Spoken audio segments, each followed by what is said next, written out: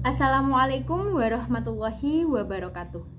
Hai semua, perkenalkan saya Yumna Hoirunisa, mahasiswa semester 3 Prodi Bimbingan dan Konseling Universitas Slamet Riyadi, Surakarta.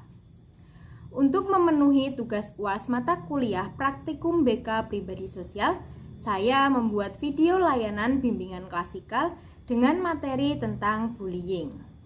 Di video tersebut, saya berperan sebagai konselor atau guru BK dan teman-teman saya berperan sebagai siswa kelas 1 SMA. Berikut videonya. Assalamualaikum warahmatullahi wabarakatuh.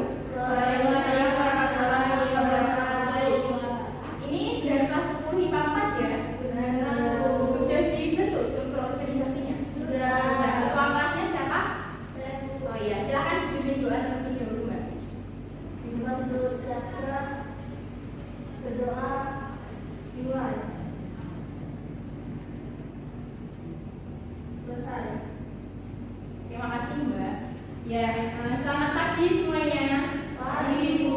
Gimana kabarnya hari ini? Alhamdulillah baik. Alhamdulillah. Nah, Ibu di sini perkenalan dulu ya. Sudah ada yang kenal dengan Ibu belum? Belum. Ya. Perkenalkan, nama Ibu Yumna Hoirunisa. Di sekolah ini Ibu mengampu sebagai guru bimbingan dan konseling. Nah, pada kesempatan kali ini Ibu akan memberikan pelayanan, yaitu layanan bimbingan klasikal dengan tujuan pemahaman serta pencegahan. Sebelum masuk ke materi, agar kita bisa bersantai seperti itu, mari kita game dulu gimana?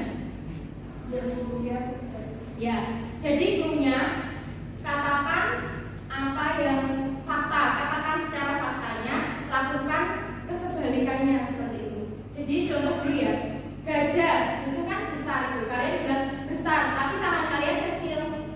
Kalau ibu bilang semut, kalian bilang kecil, tapi tangan kalian besar. Paham ya? Kita mulai yuk. Gajah Besar. semut. Kecil. Yuk, konsentrasi ya, yuk.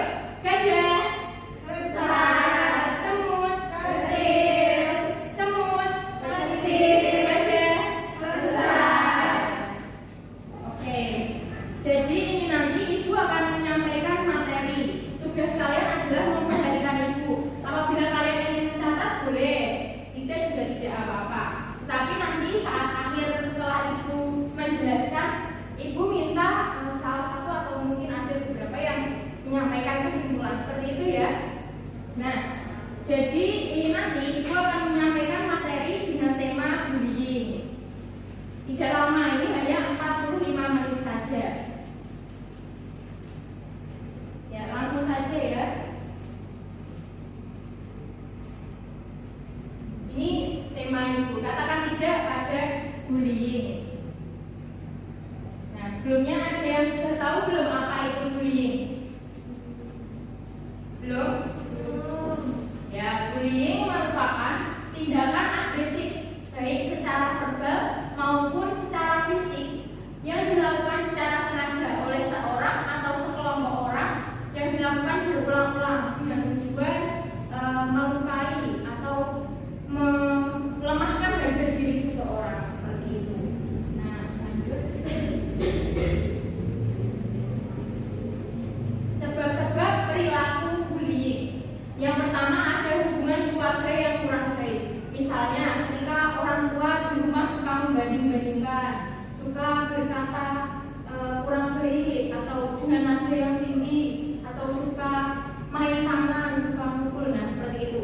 Itu akan mengakibatkan anak berpikiran bahwa hal yang dilakukan orang tuanya itu biasa. Jadi dia juga akan meniru ketika dia menginginkan sesuatu tidak dapat tersampaikan, dia akan melakukannya dengan tindakan kekerasan seperti itu. Yang kedua, teman sebaya. Jadi ada beberapa penyebab pelaku bullying melakukan tindakan bullying. Ya, ini yang pertama persaingan yang tidak realistis. Yang kedua, perasaan dendam yang muncul karena permusuhan atau ketidakmampuan mengenali emosi secara positif seperti itu.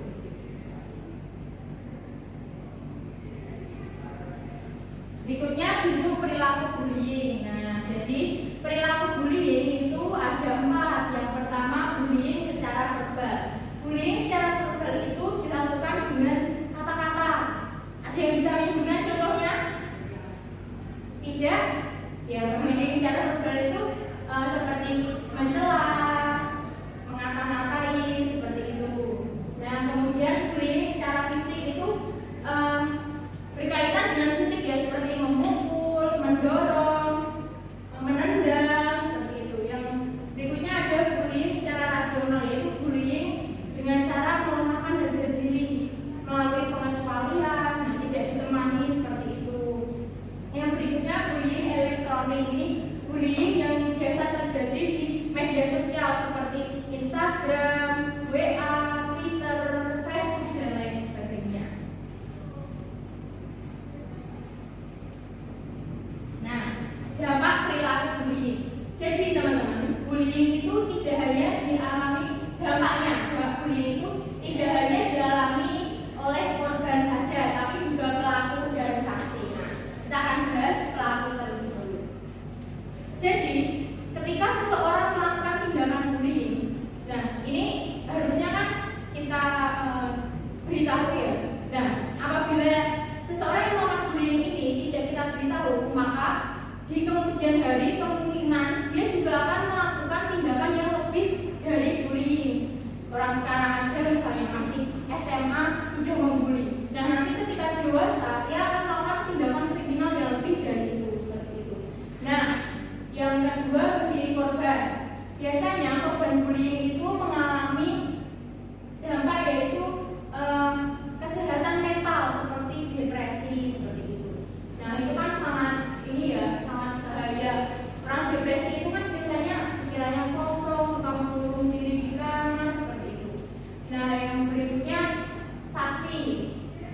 Jadi dampak bullying itu juga dialami oleh saksi. Misalnya